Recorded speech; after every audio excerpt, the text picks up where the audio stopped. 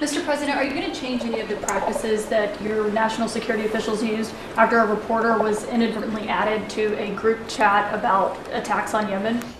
Well, I think it's a question I've been asked now, and I've given a few answers, and they've all been the same. We have an amazing group. Our national security now is stronger than it's ever been. We have had a very, very successful, numerous attacks on that area. These are people that shoot down ships, not only our ships, ships all over the world. They're shooting down right out of the water and damaging them badly, or they're going down. They're also shooting anything that happens to be flying in the area.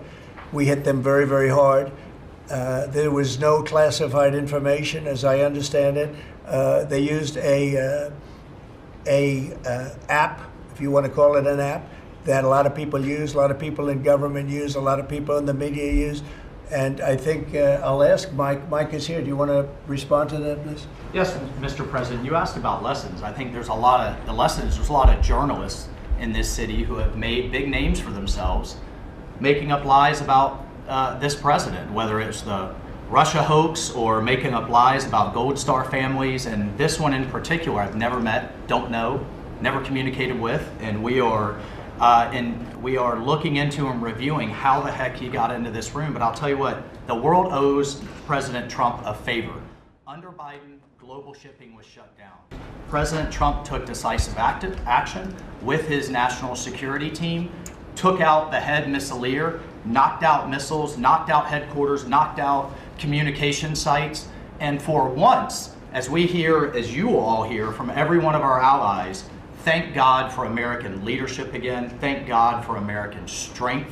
You're welcome, world. National security was put at risk, Mr. President. Of senior officials using signal moving forward. The use of signal to communicate from senior officials. Well, I don't know anything about signal. I wasn't involved in this, but I just heard about it. And I hear it's used by a lot of groups. It's used by the media a lot.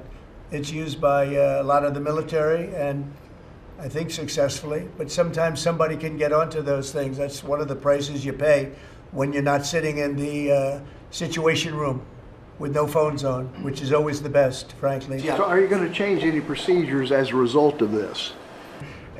This certainly will look at this, but the main thing was nothing happened. The attack was totally successful. It was, I guess, from what I understand, took place during, and it wasn't classified information. So this was not classified. Now, if it's classified information, it's probably a little bit different. But I always say you have to learn from every experience. I think it was very unfair the way they attacked Michael. He's a good person. The person that was on just happens to be a sleazebag. So maybe that's just coincidence. I don't know. But you are going to conduct an investigation. The man that we're talking about, who's not somebody that I don't think most people have ever heard of. He left. He found it very boring, and he left early. He got off the line very early. So I can't speak to it other than that. So he's made up a lot of stories, and you know, I think he's basically bad for the country. But it's a failing venture, very failing venture. They're very upset, and a thing like this is publicity for them. But I don't think we should allow people that are very good, like that man sitting right at the end of the table who's done a great job. We shouldn't allow them to be hurt by it. Mr. President, do you think that Mike Waltz made a mistake, and does he need to apologize? No, I don't think he should apologize. I think he's doing his best. It's equipment and technology that's not perfect, and probably he won't be using it again. At least not in the very near future. What do you think? Sir, I agree with you. Let's get everybody in the room whenever possible. A lot of times you find out defects by exactly things like that, but I don't think it's something we're looking forward to using again. We may be forced to use it. You may be in a situation where you need speed as opposed to gross safety, and you may be forced to use it, but generally speaking, I think we probably won't be using it very much.